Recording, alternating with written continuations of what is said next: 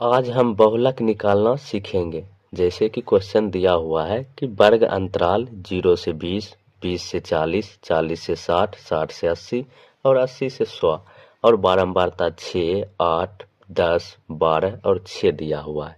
तो कह रहा है इन आंकड़ों का क्या करना है, बहुलक निकालना है। तो पहले हम जान लेते हैं कि बहुलक निकालने के लिए हमको क्या क्या चीज़ की ज़रूरत पड़ता है। तो हम पहले बहुलक का हम फार्मूला ही लिख लेते हैं। बहुलक बराबर क्या होता है, L plus F1 minus F0 बटे 2F1 minus F0 2F1 minus F2, ये ब्रैकेट होगा गुना H। उसके बाद हमको फार्मूला से हमको पता चल रहा है कि हमको L चाहिए, F1, F0, F2 और H चाहिए। तो इसमें कैसे निकलेगा F1, F0?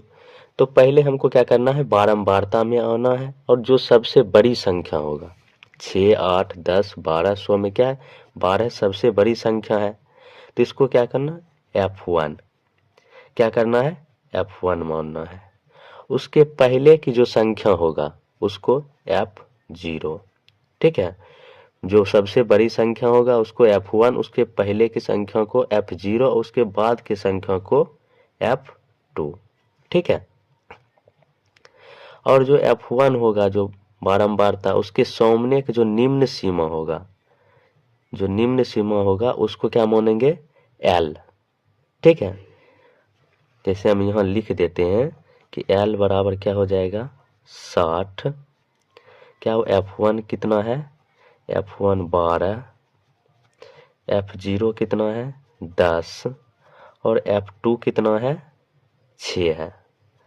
और क्या है, H की जरूरत है। H क्या होता है, वर्ग अंतराल के बीच का अंतर। क्या 0 और 20 में कितना, 20 का अंतर है। 20 40 के बीच में 20 का अंतर, जितना अंतर होता है वही मेरा क्या होता है, H होता है, ठीक है।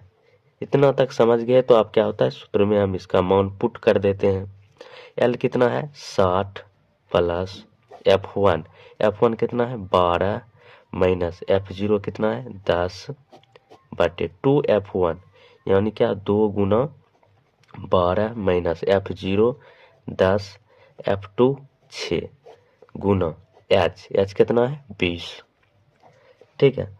60 प्लस 12 में से 2 जाएगा, क्या बचेगा 2, नीचे क्या होगा 12 दूनी 24 माइनस क्या होगा 10 16, ठीक है। इसको ऐसे रखेंगे 20, ठीक है। उसके बाद क्या है, 60 प्लस 2 बट्टे 24 माइनस 16 गुना 20। उसके बाद है 60 प्लस 2 बट्टे 24 में 16 घटेगा तो क्या बचेगा 8 गुना 20, ठीक है।